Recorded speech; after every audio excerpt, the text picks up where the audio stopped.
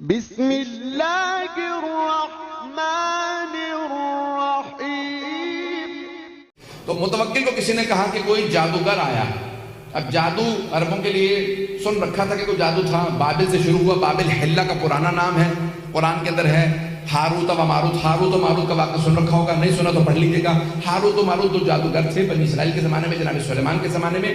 بے بابل ہاروت و قرآن کے اندر آئے تھے کہ بابل حلہ کا پرانا نام بابل، نجف سے 70 کلومیٹر کے فاصلے پہ ہے حلہ شہر، اس کا پرانا نام ہے بابل۔ قرآن میں بھی لفظ آیا، کہتے ہیں دنیا کی سب سے قدیمی تمدن کا نام، سویلائزیشن کا نام بابل، جہاں نمرود تھا، جہاں جناب ابراہیم علیہ السلام کو نار نمرود میں ڈالا گیا۔ ذہن میں آ گیا؟ تو اب یہ جادو پرانا تھا، لیکن ایک مرتبہ کوئی بنگال کا یا کہیں ہندوستان کا اس زمانے میں کوئی جادوگر اس کے پاس آیا، اس نے اس کی آزمائش کی، امتحان لیا، دیکھا ہاں واقعی جادوگر ہے۔ کہا فوراً جاؤ جا کے علی بن محمد کو بلا لاؤ، یعنی امام علی نبی علیہ السلام۔ کہا جاؤ جا کے علی بن محمد کو بلا لاؤ، ذرا جادوگر سے کہا جب یہ آ جائے نا تو تھوڑا اپنا جادو دکھانا، پتہ چلے انہیں بھی کہ ہمارے پاس جادوگر بھی ہیں۔ واقعہ ذہنوں میں مجھ صرف اشارہ کرنا ہے۔ ایک مرتبہ کہا جاؤ جا کے بلا لاؤ علی بن محمد کو۔ اب وہ جو بیچارہ بلانے گیا وہ سوچ رہا تھا پتہ نہیں کوئی بے بس سا امام ہوگا، امام ہو ہی نہیں سکتا بے بس، اور جو بے بس ہو وہ امام نہیں ہوتا، جس کا بس نہ چلے وہ کیسا امام؟ امام بے کس ہو سکتا ہے، بے بس نہیں ہو سکتا۔ ایک مرتبہ وہ چلا، سارے درباریوں سے متوکل نے کہا کہ خبردار کوئی ان کے احترام میں کھڑا نہ ہو، کوئی تعظیم نہ کرے۔ 400-600 افراد، دربار پورا بھرا ہوا تھا، قلعہ موجود ہے، بہت بڑا قلعہ تھا، سب بیٹھے۔ ایک مرتبہ وہ آدمی شہر میں آیا اور شہر کی ایک گوشے میں، ایک کونے میں گھر تھا، کہا یہ علی بن محمد کا گھر ہے۔ دروازے پہ دستک دی، کسی خادم نے دروازہ کھولا، کہا کس سے ملنا ہے؟ کہا علی بن محمد سے کام ہے۔ کہا آؤ لے چلوں۔ کہا سامنے صحن میں دیکھ رہے ہیں وہ جو قبر کے اندر عبادت کر رہے ہیں، رات کے وقت قبر میں عبادت کر رہے ہیں، کہا وہی علی بن محمد ہے۔ سنیں گے نا حضرات؟ کہا وہ جو قبر میں عبادت کر رہے ہیں وہ علی بن محمد ہے۔ اس نے کہا ہم تو دن میں قبر کے پاس نہیں جاتے، یہ رات میں قبر میں عبادت کرتے ہیں۔ ایک مرتبہ آگے بڑھا، آنے کے بعد امام سے آواز دے کے پوچھا انت علی بن محمد، کیا آپ علی بن محمد ہے؟ امام نے کہا میرا ہی نام ہادی ہے۔ ایک مرتبہ کہا آپ کو متوکل نے دربار میں بلایا، اب میں اپنے انداز سے پیش کروں گا، امام کیسے چلے ہوں گے؟ اس نے ایک مرتبہ امام سے کہا آئیے میرے ساتھ چلیں۔ امام نے فوراً قبر سے قدم باہر نکالا، ابا قبا پہن رکھی تھی، ولایت کی قبا اوڑھ رکھی ہوگی، امامت کی ابا لے رکھی ہوگی، سر پہ عصمت کا تاج ہوگا، ہاتھ میں تولا کی تسبیح ہوگی، تورا کا ڈنڈا ہوگا۔ اب امام علیہ السلام چلنے لگے، اس نے کہا میں آپ کو راستہ دکھاؤں؟ امام نے کہا ہادی تیرا نام ہے یا میرا نام؟ جیسے ایک مرتبہ امام علیہ السلام نے کہا نا ہادی تیرا نام ہے، اس نے کہا ہادی تو آپ ہیں۔ امام نے کہا پھر میں راستہ جانتا ہوں، پتہ نہیں لوگ ہیں یا نہیں۔ ایک مرتبہ امام نے فرمایا کہا میں پھر راستہ جانتا ہوں، دکھانے کی ضرورت نہیں، جو دنیا کو راستے دکھانے آیا ہو وہ ہادی ہوتا ہے، اور جو خود راستے سیکھنے کا محتاج ہو وہ ہادی نہیں ہوتا۔ امام ایک مرتبہ چلے اور اپنے ہی انداز سے چلتے ہوئے دربار پہنچے۔ جیسے ہی دربار متوکل کے آئے تو متوکل نے کہا تھا سب سے کوئی احتراماً کھڑا نہ ہو۔ جیسے امام پہنچے آندھی سی چلنے لگی، خود بخود قلعے کا دروازہ کھلنے لگا، پردہ سر پہ سایہ کرنے لگا، اور سارے درباری خود بخود تعظیم میں کھڑے ہو گئے۔ خود متوکل اپنے تخت پہ کھڑا ہو کے کہہ رہا تھا فرزند رسول تشریف لائیے، یہ آپ ہی کا حق ہے۔ میرے تو وڈیرے بھی کہہ گئے اگر آپ نہ ہوتے تو ہم ہلاک ہو جاتے۔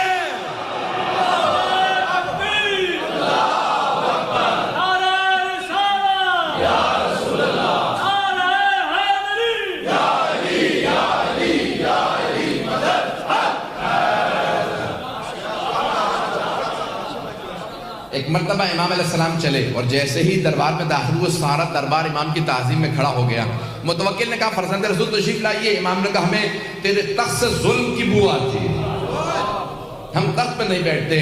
امام کے لیے ایک مرتبہ مسند بچھائی گئی اور ایک سامنے میز نما شیشے کو رکھا، اور کہا امام کے لیے کھانا لگا دیا جائے. یہ اس نے جیسے کھانا رکھا فوراً اپنے جادوگر کو آنکھوں سے اشارہ کیا کہ اپنا جادو دکھا. واقعہ ذہنوں میں ہوگا اگر لوگ ہیں یا نہیں ہیں. مجھے تو اشارہ کرنا تھا. جیسے امام نے ہاتھ بڑھایا نا تو روٹی امام کے ہاتھ سے سرک گئی. امام روٹی تھوڑی دور ہو گئی. امام نے کہا جو بھی ہے باز آ جائے. عظمت امام علیہ السلام دیکھیے, نام نہیں لیتے, یہ نہیں کہتے میں جانتا ہوں جادوگر. امام نے کہا جو بھی ہے باز آ جائے. پھر امام نے دوسری مرتبہ ہاتھ بڑھایا, پھر ایک مرتبہ روٹی سرک گئی. امام نے ایک مرتبہ کہا کیا ان درباروں میں شرفاء کی زبان نہیں سمجھتے لوگ؟ تیسری مرتبہ امام نے روٹی کی طرف ہاتھ بڑھایا, ابھی پھر بھی وہ باز نہیں آیا. سارا دربار دیکھ رہا تھا جادوگر اب کیا کرتا ہے. جیسے ہی امام نے ہاتھ بڑھایا, جیسے تیسری مرتبہ روٹی ہاتھ سے سرکی, اس دیوار کے اوپر غالیچہ تھا, غالیچے پہ ایک شیر کی تصویر بنی تھی. لیکن جادوگر کو جواب دینا تھا. پتہ نہیں لوگ پہنچ رہے نہیں پہنچ رہے. جادوگر کو جواب دینا مقصود تھا. اسے بتانا تھا تو جادوگر ہے, ہم صاحب اعجاز ہیں. امام نے ایک مرتبہ وہ جو دیوار کے اوپر غالیچہ تھا, غالیچے کو دیکھا جس پہ اسد کی, شیر کی تصویر بنی تھی. عربی زبان میں شیر کو اسد کہتے ہیں. امام نے شیر کو دیکھ کے عربی میں کہا ایھا الاسد, او شیر تو دیکھ رہا تیرے امام کی توہین ہو رہی ہے. ایک مرتبہ سارا بندہ پریشان ہونے لگا. لگ یہ رہا تھا کہ غالیچے پہ جو شیر کیا عکس بنا ہے وہ عکس نہیں رہا, شیر بن رہا ہے. وہ شیر بن کے آگے بڑھا. نہ اس نے امام سے پوچھا کہ کسے کھاؤں. ایک مرتبہ جادوگر کی طرف بڑھا, اسے بغیر خون کا قطرہ گرائے پورا نکل گیا. اور پورا نکلنے کے بعد امام کے سامنے آگے کھڑا ہوا اور ایک مرتبہ فصیح عربی زبان میں کہا فرزند رسول اگر آپ اجازت دیں متوکل کو کھا لو. متوکل نے ہاتھوں کو باندھا, کہا فرزند رسول اس سے کہیے واپس چلا جا, یہ دوبارہ عکس بن جائے. امام نے اشارہ کیا واپس چلا جا. کہا وہ میرا جادوگر تو واپس کر دے, وہ بہت قیمتی تھا, میں ہندوستان سے ہند سے لایا تھا. عربی میں ہندوستان کو ہند کہتے ہیں. کہا میں ہند سے لایا تھا, وہ معمولی نہیں تھا. اس شیر سے کہیں میرا ساحر میرا جادوگر واپس کر دے. ساحر عربی میں کہتے ہیں جادوگر کو. امام نے کہا جب جناب موسیٰ کا عصا اژدہا بنا تھا اس نے فرعون کے جادوگروں کی رسیوں کو کھا لیا تھا, لیکن جب جناب موسیٰ نے اٹھایا تو دوبارہ عصا بن گیا. جب عصا بنا تو اس نے جادوگروں کی رسیوں کو اگلا نہیں تھا. اگر جناب موسیٰ کا عصا واپس کر دیتا تو یہ بھی واپس کر دیتا.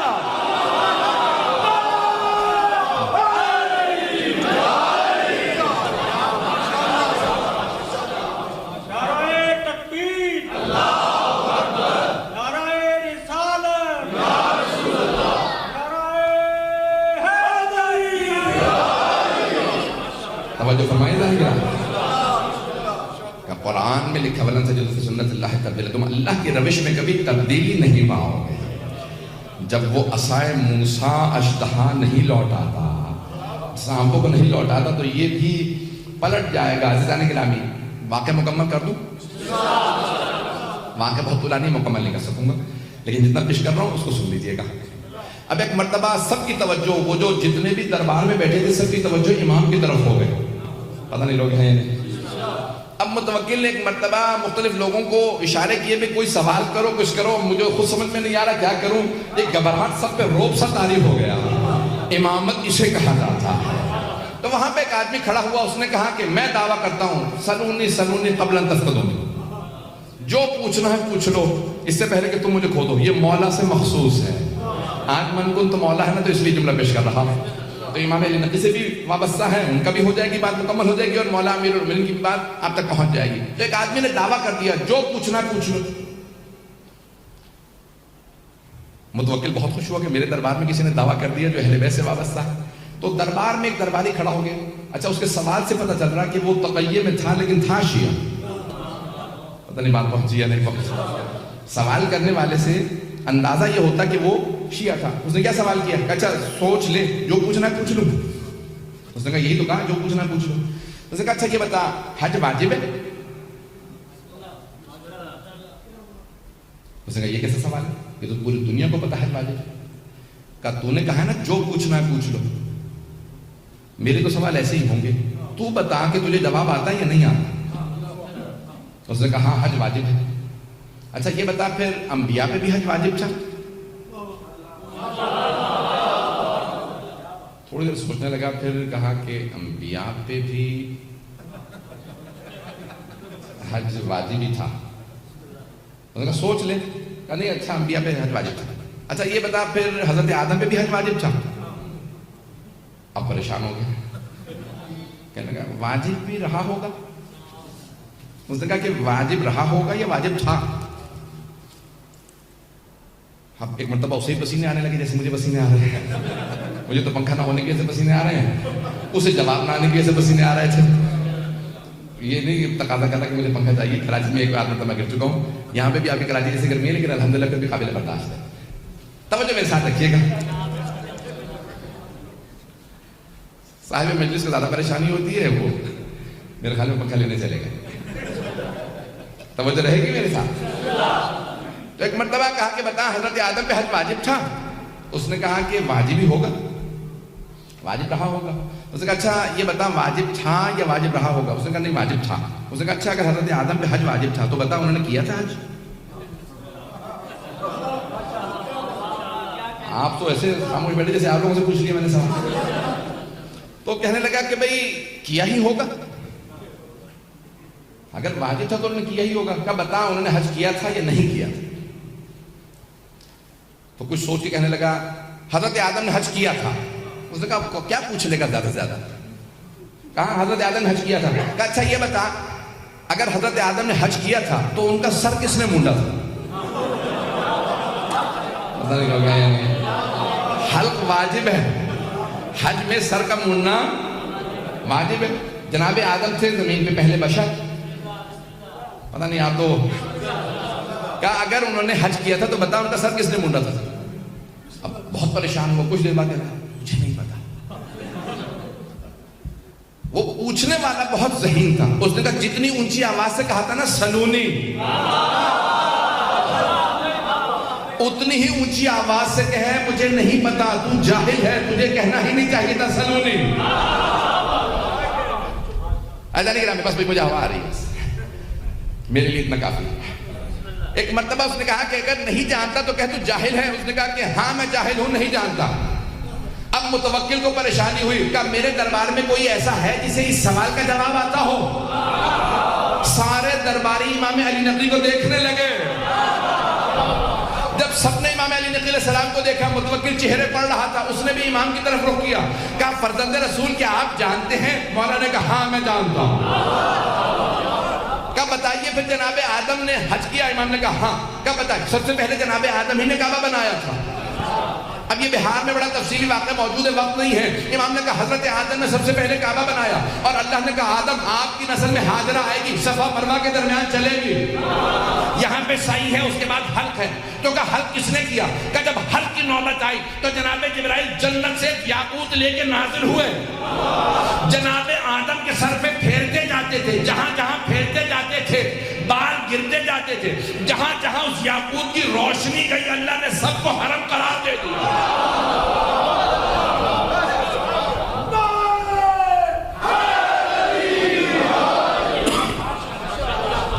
امام نے سب کو حرم قرار دیا۔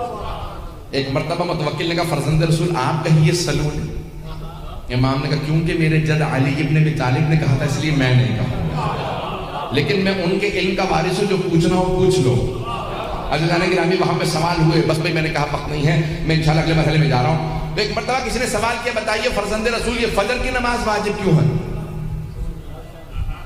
فجر کی نماز واجب کیوں ہے؟ کہا جب اللہ نے جناب آدم کو زمین پہ بھیجا تو رات کا وقت تھا، ایک تو جنت کی جدائی، دوسرے اللہ کی ناراضگی، تیسرے جس جگہ پہ آئے وہاں تاریکی ہی تاریکی، تو جناب آدم پوری رات روتے رہے۔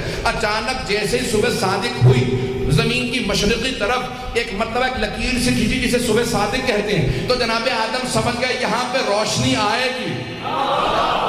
اس روشنی کو دیکھتے ہی صبح صادق کے وقت جناب آدم نے 2 رکعت نماز شکرانہ پڑھی، پروردگارہ تیرا شکر ہے یہاں روشنی آئے گی۔ اللہ نے کہا آدم تیری پوری نسل میں یہ تیری 2 رکعت نماز میں نے واجب قرار دی۔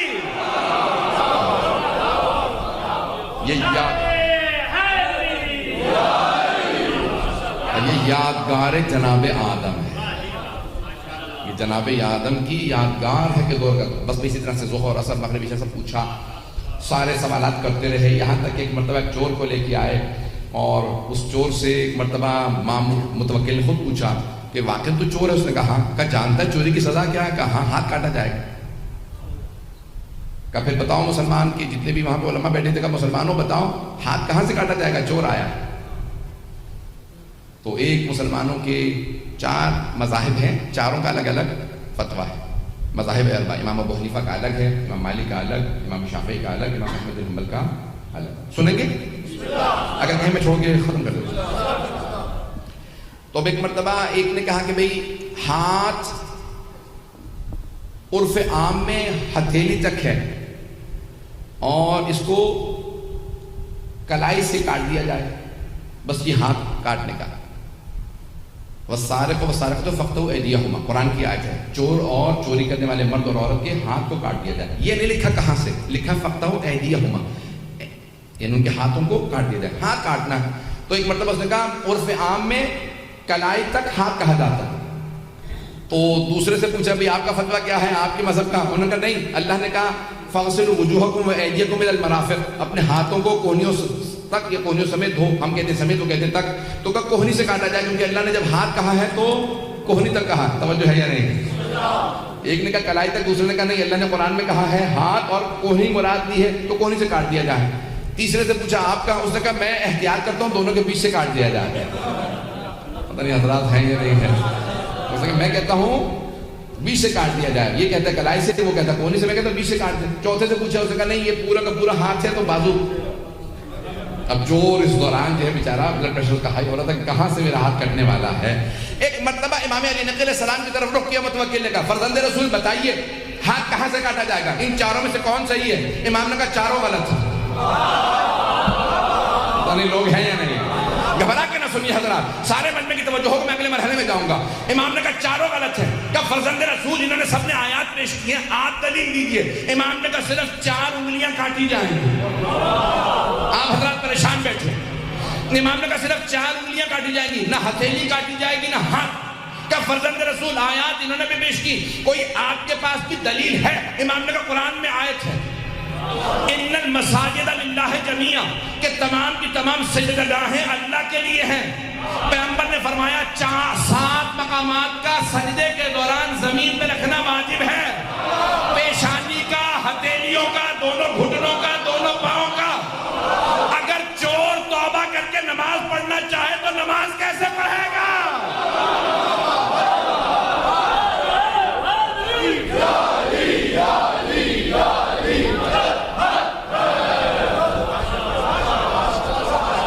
چور توبہ کر لے تو ہاتھ نماز کیسے پڑھے گا اگر ہاتھ کٹا ہوا ہوگا؟ تو اس لیے صرف 4 انگلیاں کاٹی جائیں گی. پیغمبر نے بھی 4 انگلیوں کا حکم دیا تھا. میرے جد امیر المومنین نے بھی 4 انگلیوں کا حکم دیا. ہتھیلی اور انگوٹھا اللہ کے لیے ہے, نماز کے لیے. کسی کو کاٹنے کی اجازت نہیں ہے. جانے کی راہ میں پھر امام نے وہاں پہ تفصیل سے بتایا کہ چور اگر کسی تالے کو توڑ کے چوری کرے, کچھ اٹھا کے لے جائے تو ہاتھ نہیں, تعزیر ہے, حد نہیں جاری ہو. پتہ نہیں لوگ ہیں یا نہیں. حد جاری نہیں ہوگی, تعزیر ہوگی, کوڑے لگیں گے لیکن ہاتھ نہیں کاٹ سکتے کیونکہ اس نے تالا نہیں توڑا. تیسرے, اگر وہ یا اس کے بچے بھوکے تھے اور اس نے چوری کی تو ہاتھ نہیں کاٹ سکتے, تعزیر ہوگی کیونکہ جرم کیا ہے. کوڑے لگ سکتے ہیں, جرمانہ ہو سکتا ہے, جیل ہو سکتی ہے, ہاتھ نہیں کاٹ سکتے کیونکہ حاکم پہ واجب ہے کسی کو بھوکا نہ رکھے.